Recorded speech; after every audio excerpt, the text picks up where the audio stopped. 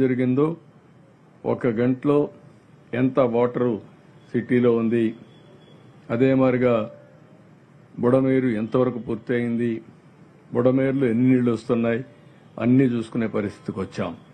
Communication network పెరిగింది, technology చాలా పవర్ఫుల్గా తయారైంది. వర్చువల్గా రియల్ టైమ్గా పనిచేసే ఫిజికల్గా వర్చువల్గా పనిచేసే అవకాశాలు వచ్చేసాయి. దాన్ని ఉపయోగించుకోవాల్సిన అవసరం ఉంది. దీన్ని కూడా ఏ విధంగా చేయాలనో ఇప్పుడు డ్రోన్స్ ఉపయోగించాం, సీసీటీవీ కెమెరాలు ఉపయోగిస్తున్నాం, లేదంటే ఫోన్ ద్వారా ఉపయోగించుకుంటున్నాం. అదే సమయంలో క్లౌడ్లో ఉండే నాలెడ్జ్ అంతా ఓబరైజేషన్ చేసుకుని తద్వారా బెటర్ డెసిషన్స్ ఎగ్జిక్యూషన్ కూడా పర్ఫెక్ట్గా చేసే పరిస్థితికి వస్తున్నాం. ఇవన్నీ కూడా చేస్తాం. ఎల్లుండి నుంచి రేపు ట్రైనింగ్ ఇస్తున్నాం. బయట నుంచి ఎన్యూమరేటర్స్ అందరినీ పిలిపించాం. వాళ్ళకందరికీ ట్రైనింగ్ ఇస్తాం. ఆ ట్రైనింగ్ ఇచ్చి ఎల్లుండి నుంచి ఎన్యూమరేషన్ స్టార్ట్ అవుతుంది.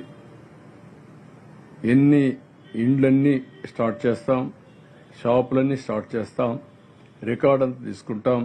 ఆ రికార్డు తీసుకున్నాక అన్ని అనలైజ్ చేసి ఏమి చేస్తే వాళ్ళని కాపాడుకోగలుగుతాం, వాళ్ళకి హ్యాండ్ హోల్డింగ్ ఇస్తాం, మాకు ఎంతవరకు వెసులుబాటు ఉంది, రెండు బేరీ చేసుకుని న్యాయం చేయడానికి ప్రయత్నం చేస్తున్నాం.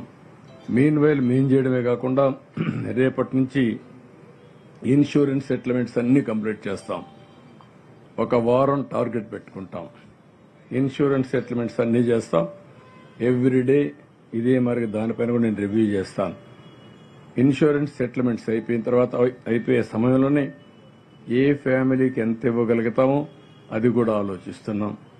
కొంతమంది చూశాను నేను, చాలా ఇబ్బందులు ఉన్నాయి, కానీ వాళ్ళకి ఏమైనా ఇప్పుడు ఆర్థికంగా సహాయం చేయగలుగుతాం కూడా ఆలోచిస్తున్నాం. కానీ ఒకవేళ ఇప్పుడు చేస్తే లేనిపోని గందరగోళం వచ్చి అసలు మేమే ఎక్సర్సైజ్ చేయలేకపోతామని కూడా భయం ఉంది. ముందు డేటా కలెక్ట్ చేసిన తర్వాత చేద్దాం అనుకుంటున్నాను. దానిపైన కూడా ఈరోజు రేపు ఒక నిర్ణయం చేసుకుంటాం.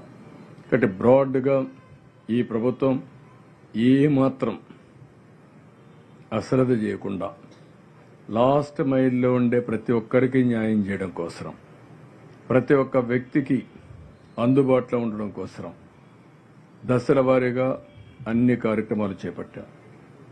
ముందు వాళ్ళ సేఫ్టీ కోసం పనిచేశాం. తర్వాత ఏదైతే బుడమేరు బీచెస్ క్లోజ్ చేశాం, తర్వాత నీళ్లు అరికట్టాం, నీళ్లు బయటికి పంపించే ప్రయత్నం చేశాం.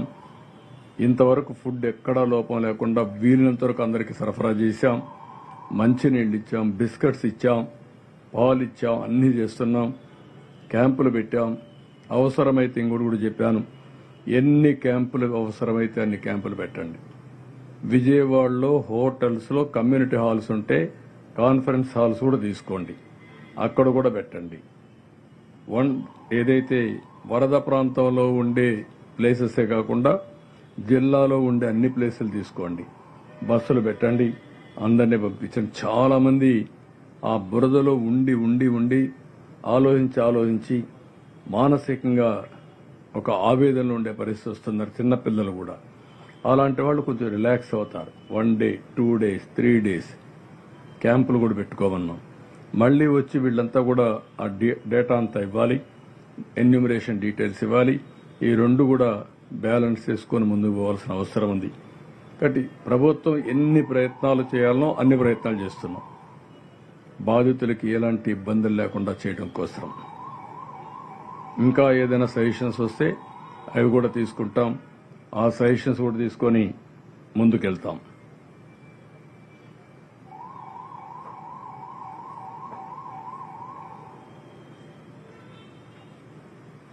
ఇప్పుడు ఈరోజు కోవెల్ అపార్ట్మెంట్స్ 65 ఫ్లాట్స్ ఉన్నాయి. Ward number 45